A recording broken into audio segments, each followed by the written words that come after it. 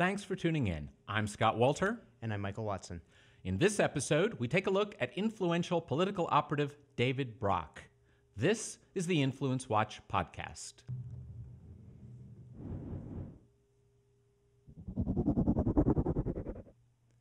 Who is David Brock? You may never have heard of him, but you probably know some of his handiwork. He worked with George Soros to launch a $40 million media campaign against John McCain in 2008. The numerous organizations Brock has founded include the super PAC American Bridge 21st Century, designed to elect Democrats in the 2012 election, and Correct the Record, a super PAC whose goal was to respond to all the negative media surrounding Hillary Clinton. He also owns a majority share of left-wing clickbait site Share Blue. A former conservative turned liberal, gun for hire, Brock has been called the silver-haired smear artist in the Washington Post for his questionable campaigns against figures on both the right and the left. Time magazine described him as, quote, one of the most influential political operatives in the Democratic Party. Mike, give us a little bit about David Brock's background. So Brock started out, he graduates from UC Berkeley in 1985. While he's at Berkeley, starts out on the center left, then in reaction to the excesses of the liberals of the time, becomes a conservative, forms a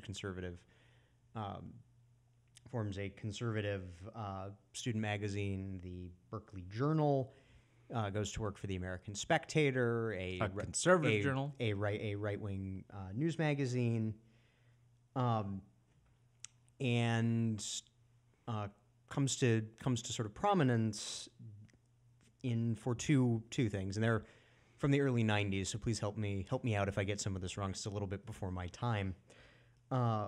First, during the debates over the nomination of Clarence Thomas to the Supreme Court, Thomas was, I think it's fair to say, implausibly accused of sexual misconduct by one of his former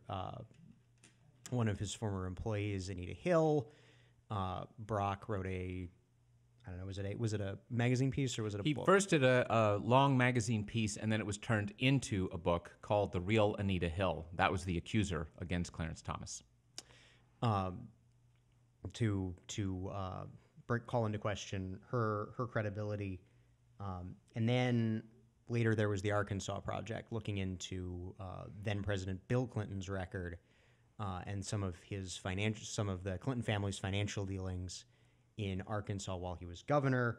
Among the things they uncovered was the first major Clinton sex scandal, the Troopergate, which you can explain a little bit more. Sure. That was that when he was governor of Arkansas, Bill Clinton allegedly used state troopers as procurers for his prodigious sexual appetites. And that, among other things, brought out the Paula Jones allegations against Bill Clinton. For this, Brock received an award from conservative journalism outfit. It initiated this series of litigation by Paula Jones that, among other things, led to the discovery of Bill Clinton's affair with Monica Lewinsky. A White House intern. A White House intern, and the who knew what when discussions about it ultimately led to to President Clinton's impeachment trial. Yes, that's true. So it's an irony that somebody who has become one of the most critical arrows in the quiver of the Clintons have for defending themselves, that he set in motion something that almost brought down President Bill Clinton during his term in the 90s. I want to say, since we're going to have a lot of criticism for David Brock in this broadcast, I want to be careful to say that I have read The Real Anita Hill, the 1992 book he wrote, and while I'm sure, given that it was written by David Brock, there probably are some inaccuracies in it, he does a very fine job of real investigative reporting, and I believe he pretty clearly demonstrates which Senate staffer leaked a secret FBI document that had Anita Hill's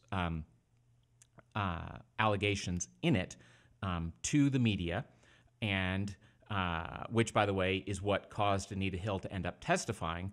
And he also does a good job of demonstrating that it was probably a different government employer that Anita Hill had that she told her friends had harassed her rather than Clarence Thomas, and it got muddled. And because the Democrats and the left in general were desperate to try to find dirt on Clarence Thomas to keep him off the court because he was replacing Thurgood Marshall, who'd been a reliable left-wing vote on the court as the first black justice, the left wanted to block Thomas. Now,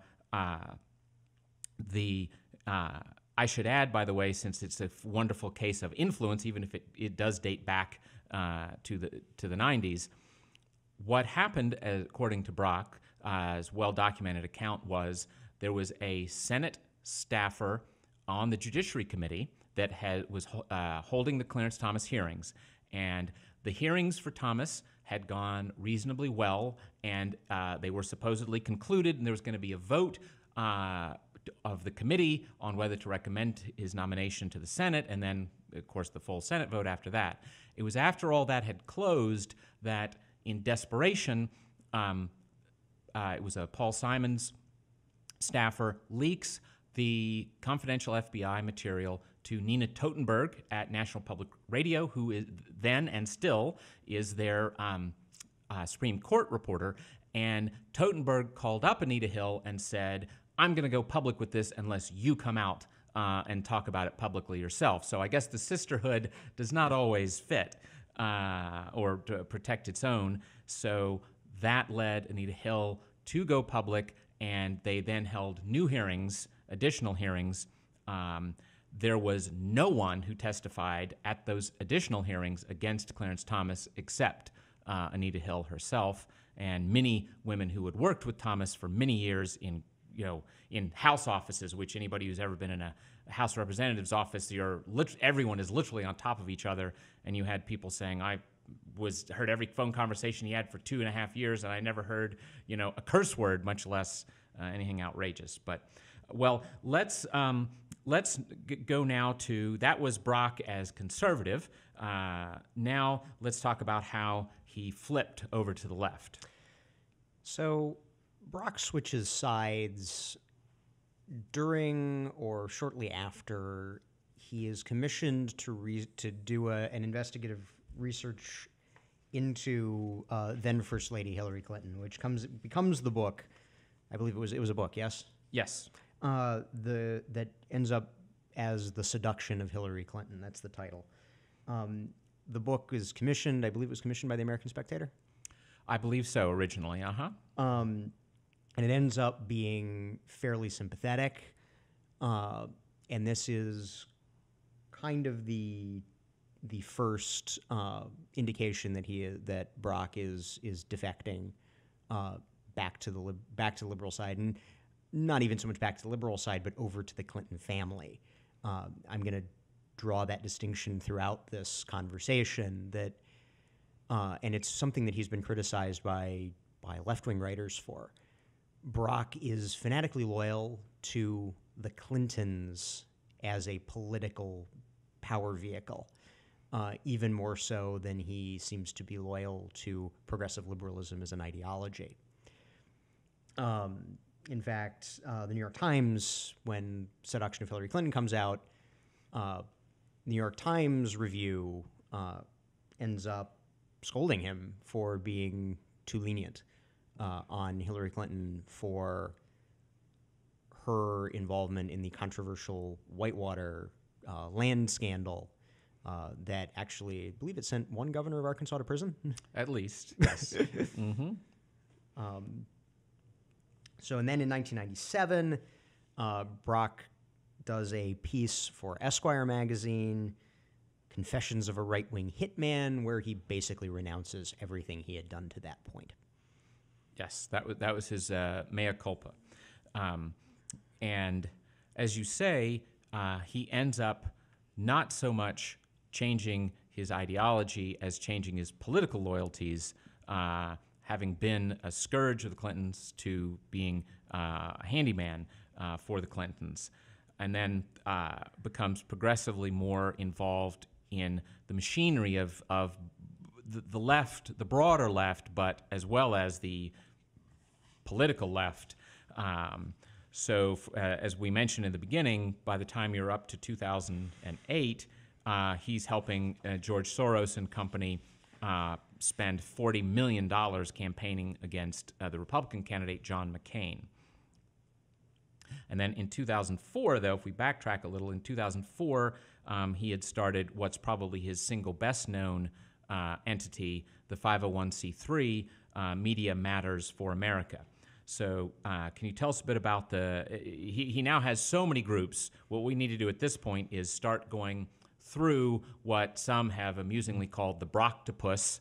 InfluenceWatch regulars will know that people who attack the Koch brothers and their operations will call it the Kochtopus because there are numerous groups. Well, there's very much a Brocktopus of groups he runs. Right, yeah, it's the many tentacles and the first and probably foremost tentacle of the Brock organizations of the Brocktopus is Media Matters for America. In 2004, Brock writes a book, The Republican Noise Machine, criticizing the mainstream media for being too beholden to the right wing, which we'll lay aside that's sort of facially absurd. And he creates this organization, Media Matters for America, which is a 501c3 tax-deductible, ostensibly charitable organization modeled on the conservative groups Accuracy Media and Media Research Center, which were founded, I believe Accuracy Media was in the 1960s and Media Research Center was in the 1980s. L. Brent Bozell runs the Media Research Center. He'd be well known to many, to political junkies will know him from Fox and elsewhere.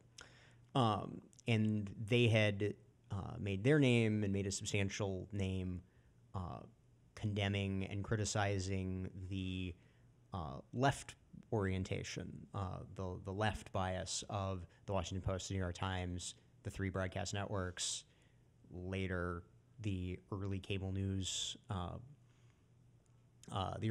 ventures, CNN. And who are some of the funders for Media Matters? Let me one more point before I get there. So Media Matters, based on the model that was created by Accuracy Media and Media Research Center, does the same thing in reverse, condemning the now as it has evolved, it has largely focused on Fox News Channel and the other News Corporation properties because News Corporation is known to lean right. Yeah.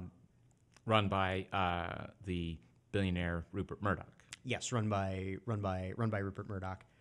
And so Media Matters condemns the sort of center-right major media.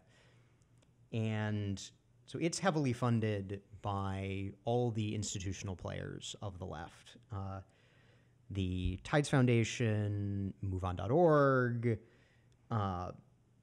It was originally endorsed by the Democracy Alliance, the large convening of liberal funders, both organizational and individual. It's received money from the George Soros philanthropies that we discussed a couple weeks ago in, what was it, episode 9 of the InfluenceWatch podcast? I think so. And, of course, George Soros was one of the leading co-founders of the Democracy Alliance donor group, which still exists. Right. Also, former early Google employee David Desjardins, who's a big liberal donor, has given to Media Matters. Most of your principal liberal funders have funded Media Matters because they see it as a useful vehicle for controversializing the News Corporation media outlets. Yep. And let's, on those list of donors, let's not forget the National Education Association, the nation's largest teachers union, which has given 7-figure grants to Media Matters for America. And, of course, Currently, the NEA union is also in the leadership of the Democracy Alliance donor group. Right. They do take money from labor unions, most prominently the NEA. Yep.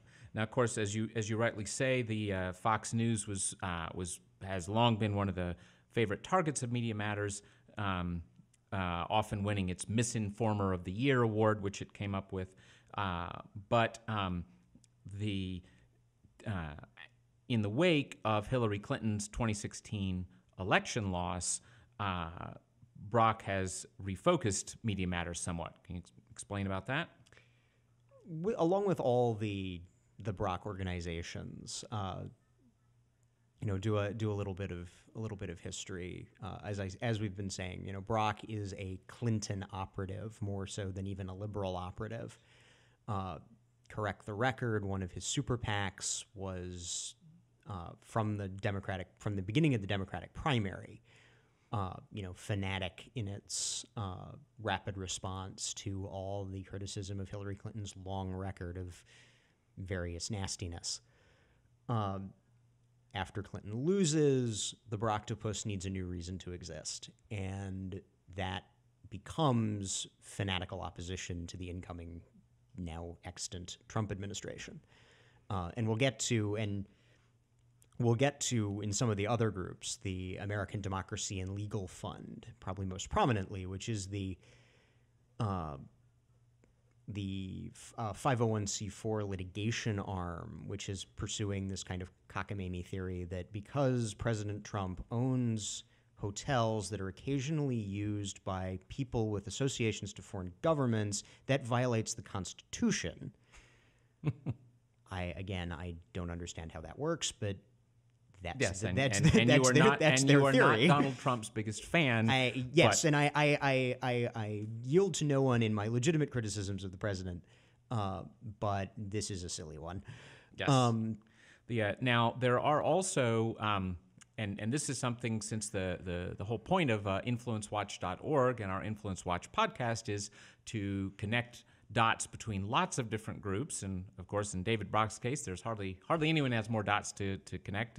Possible exception, maybe Tom Steyer or George Soros or something. But the current president of Media Matters for America has a really big dot that needs to be connected to him. His name is Angelo Coruscone, and his connection is Democratic National Committee. Yes, in 2016. This is not a distant during the 2016 election. Yes. Now and this is not new for Media Matters officials to have been Democratic operatives. So yeah, that's a. And speaking of big and important things in the political left, there. I'm not sure whether which of these two entities would be more powerful in the left's politics, the DNC that you just mentioned, or the SEIU, and which is the Service Employees International Union. Funny story about them and Brock, them and Media Matters. So throughout its existence, both Media Matters and its 501c4 that can do more explicitly political work, Media Matters Action Network, have received, contributions from labor unions, have advocated for things such as during the first term of the Obama administration, there was the debate over the grievously misnamed Employee Free Choice Act, which would have taken away the secret ballot vote to determine whether a workplace should be unionized. Now, when SEIU came knocking in 2014, trying to unionize the Media Matters workers and the Media Matters David Action. Brock's own employees to be unionized by a massive donor to him. Right. This is David Brock as employer of Media Matters. SEIU comes in and asks for a card check. And initially, Brock refuses.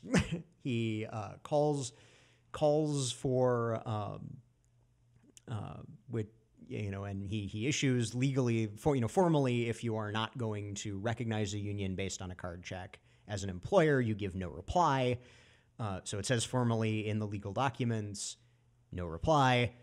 And then, it was only after considerable criticism and a lot of laughing from conservatives who found this out. I think it may have been, I think it was like the Center for Union Facts, the Washington Free Beacon, and maybe the Daily Caller and the Washington Examiner all kind of pointed out this hypocrisy. And at that point, only at that point, did Brock relent and yield to his employees being unionized by the SEIU. Yes, well, I don't blame him for his concern. I just wish he had a little of the same concern for the rest of the country. It would be nice if he was as concerned for the other, 20 million employers in the United States. Yes.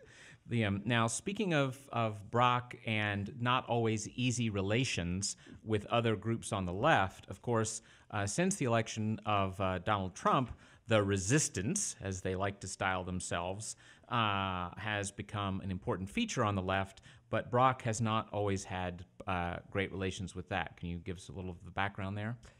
So again, Brock's, and this is where you get into Brock's alignment with the Clintons.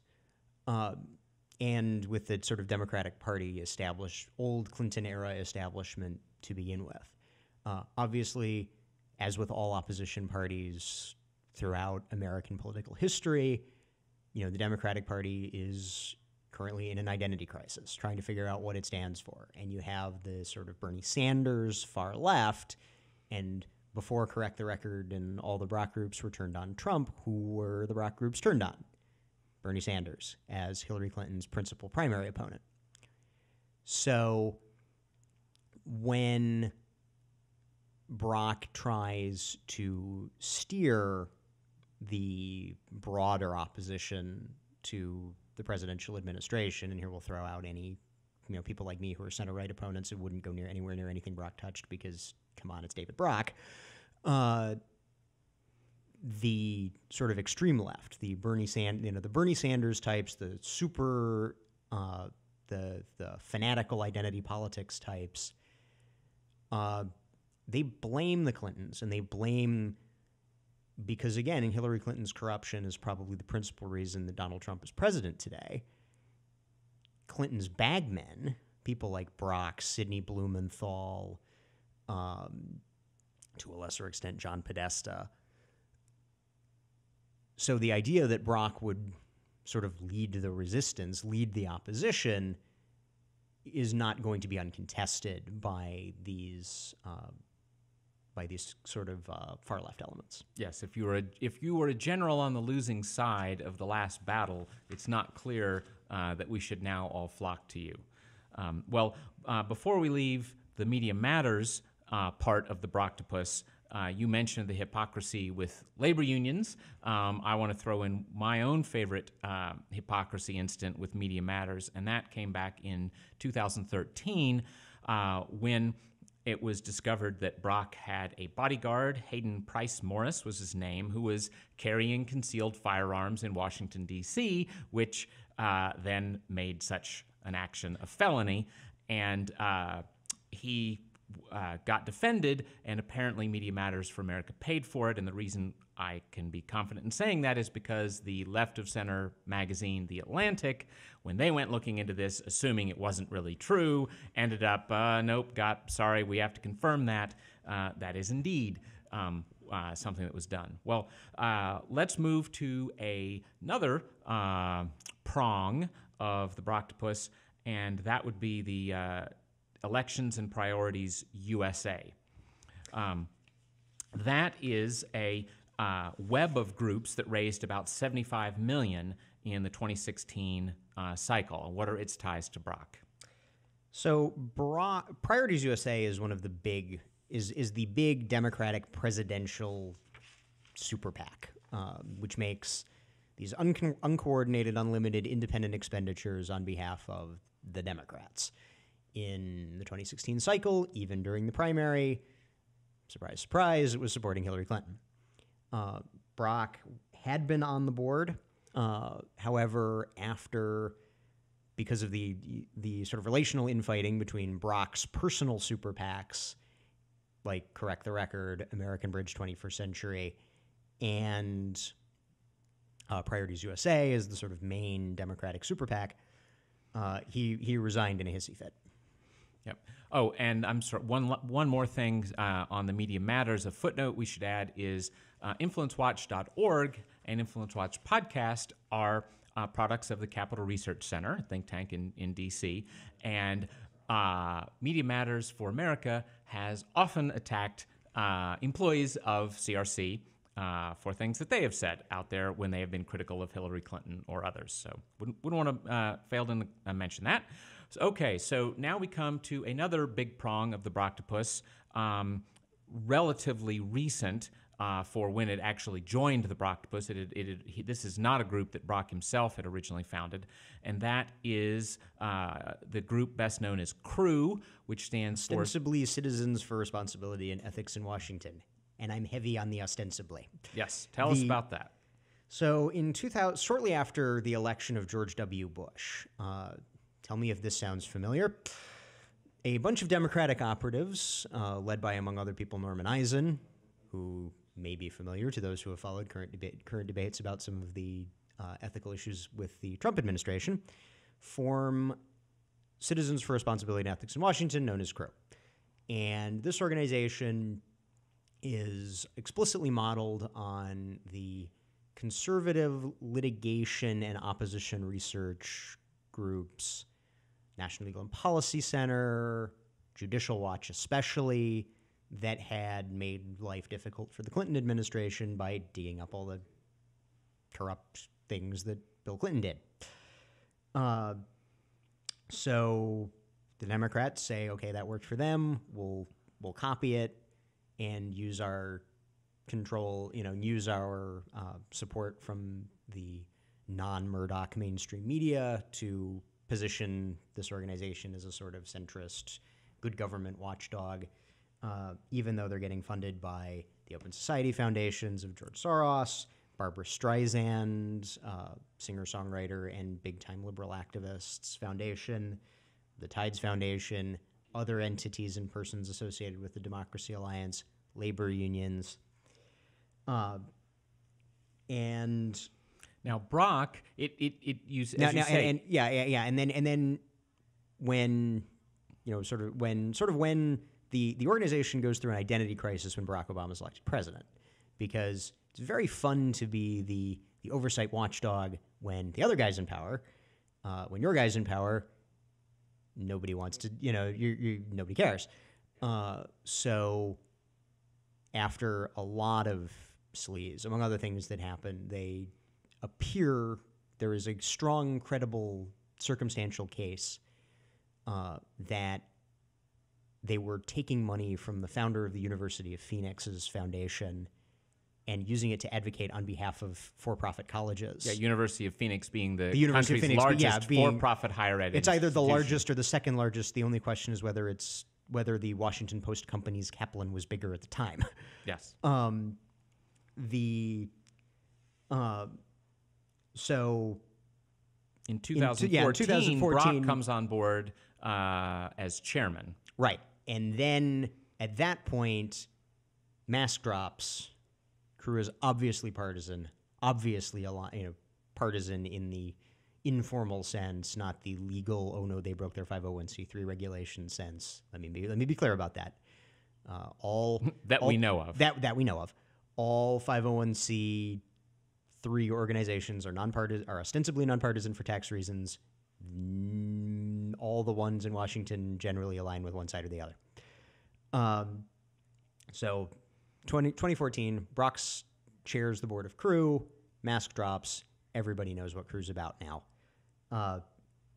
Even though Brock has since left the board, it's still widely believed to be in his orbit, and CREW has sort of led not just the maybe more credible criticisms of some of the potential corruption in the Trump administration, but also some of the crazy stuff, like I was saying about the emoluments clause, because he owns hotels that are sometimes used by foreign people. Yes. Also, they filed complaints against Kellyanne Conway, one of the top White House staffers currently. And back in the 2000s, as you say, in their heyday attacking George W. Bush and the Republicans, the House Majority Tom DeLay was one of their major targets. Right. But that didn't pan out for them either. I mean, well, it's that it sort of did, and then later he got exonerated by the courts because the courts actually have to respect due process. Yes. The one of the signs that Crew was going to be more blatantly partisan was after Brock shows up, he gets rid of their most corrupt and worst governors lists, which occasionally had actually had a Democrat. Occasionally Andrew Cuomo showed up on there because New York, which we talked about, I think we talked about them last week. New York is a corrupt basket case. Yes. But you can't, if you're David Brock, you can't have them suggesting that the Democratic Party of New York may have corruption when you're desperate for all those lovely electoral votes for your candidate. Well, not just that, but also you're advocating on behalf of the most prominent formerly elected New York Democrat. New York Democrat. That too. Well, I think it's time for us to shift to yet another prong of the Brocktopus, or I guess I should say tentacle. Keep my metaphors straight. And that's American Bridge 21st Century. What are they? American Bridge 21st Century are an opposition research super PAC run out of the Brocktopus, which is known for its use of the tracker, which is a political tactic used again by both sides, but was made most prominent after the 2006 elections when then U.S. Senator from Virginia, George Allen, imprudently made ethnically charged remarks insulting a Democratic operative who had been tracking him and was recording his statements on video. Yes, thus causing him great problems because I would, as a Virginian, I would say that he wasn't working too hard on getting himself reelected for senator because he was too busy thinking of which shade of drapes he was going to have in the Oval Office. And he greatly underestimated James Webb, a former Republican who was his opponent. But having said all that, still before the incident with the tracker happened, he had a double-digit lead, so maybe he was right. Maybe he would have made it without that. Certainly didn't help himself by insulting the guy. But anyway, in the hopes of catching another George Allen, American Bridge sends these trackers to track every ostensibly silly thing that every Republican from dog catcher to candidate for president of the United States says. Some of the things that they have tried to bring up, I remember there were a couple in 2014 that even the sort of BuzzFeeds of the world were like, no, this is ridiculous. You are taking this out of context, and your spin is insane. Yes. Now, American Bridge 21st Century also itself, you said it's a C4, but it also has an associated super PAC. Not super PAC. PAC. It does have an associated PAC that has spent over $11 million on each of the last three election cycles. $11 million in 2012, 17 in 2014, and almost 20 in 2016. So financially speaking, this part of the Brocktopus seems to be doing well. It is substantial, not enormous, but substantial. And then the trend lines are the way they want them. Well, let's move to another C4 that's a tentacle of the Brocktopus, and that would be the American Democracy Legal Fund. So American Democracy Legal Fund I mentioned earlier in discussing the sort of whole transition of the Brocktopus from a Hillary Clinton supporting organization to a Donald Trump opposing organization. American Democracy Legal Fund is a 501c4, does litigation. It was originally the 501c4 arm of Crew, founded when Brock was chairman of Crew. And so it had, it files campaign finance complaints, other litigation against Republican office holders. And of course, it is funded by people like Rob McKay, who is one of the co-founders of the Democracy Alliance, liberal donor businessman Robert Dyson, television producer Marsha Carsey, and one of its original supporters was former Maryland Lieutenant Governor Kathleen Kennedy Townsend. Yes, one of those Kennedys, possibly best known, at least in these parts, for having lost the 2002 Maryland gubernatorial election to Bob Ehrlich. Yes. And then one of the top scalps that the American Democracy Legal Fund can claim is Todd Aiken, if you want to remind us of that 2012 incident. Yeah, probably one of the greatest self-inflicted political fiascos of all time. Todd Aiken was a U.S. representative from Missouri running for U.S. Senate, made profoundly bizarre comments that he was asked about abortion in the case of rape, and Aiken said something along the lines of, if it's a legitimate rape, the body has a way of shutting it down,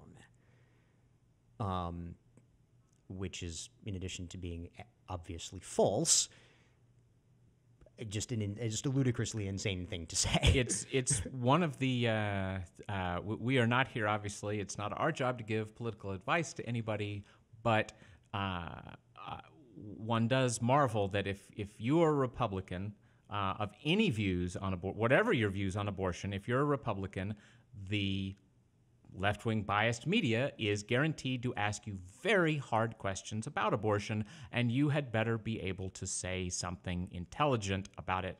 Now, it's a sad thing that the Democrats don't regularly get asked about the gruesomeness of partial birth abortion. Sure, if the media were fair, it would. But it's that kind of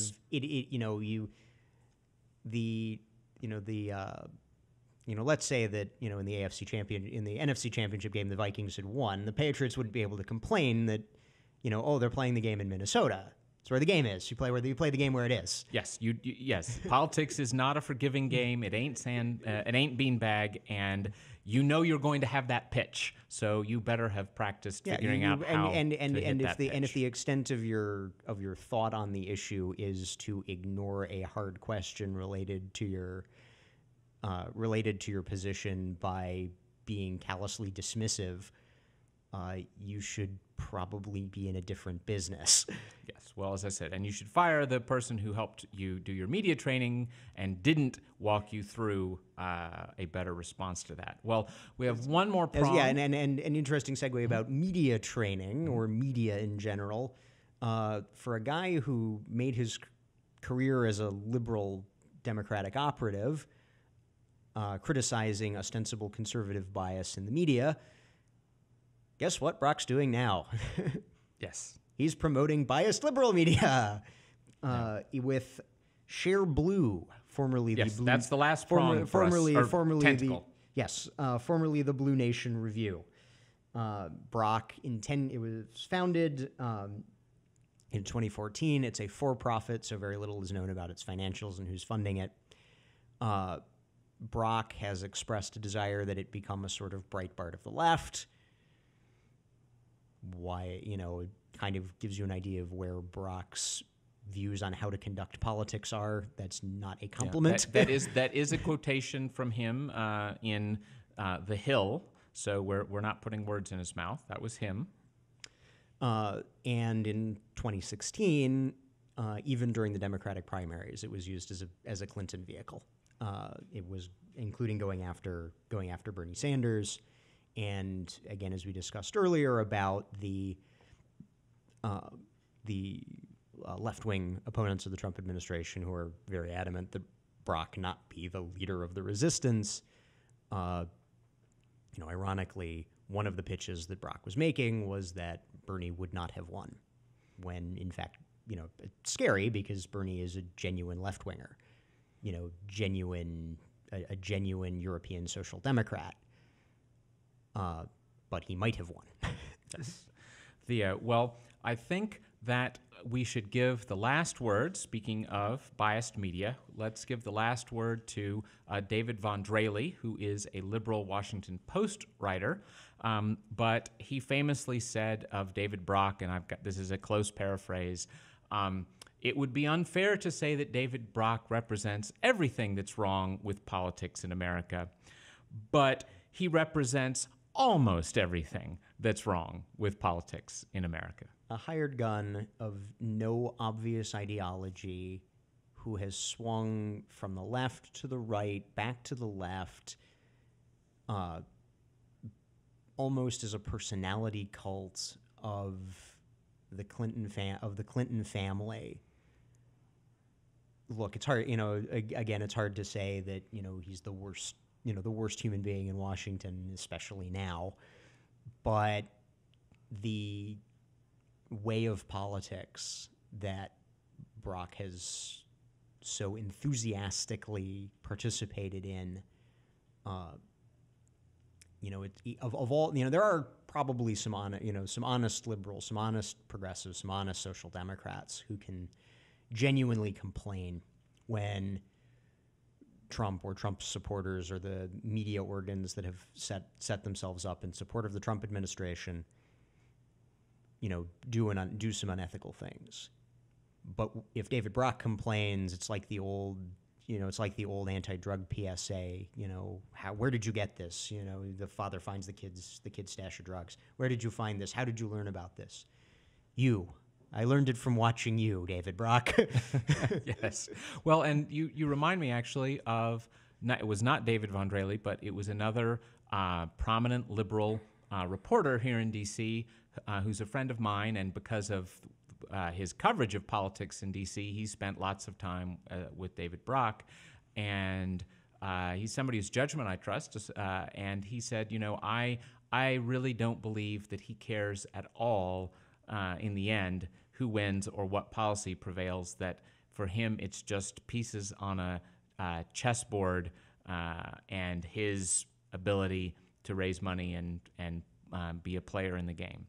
Well, that's our show for this week. If you're listening to this on iTunes or Stitcher, know that we broadcast a live video version of this podcast at 10 a.m. on Thursdays on Facebook Live and YouTube, and you can find our pages by searching for Capital Research Center. And if you're watching the video version, we encourage you to subscribe to the audio on your preferred podcast platform. We'll see you next week.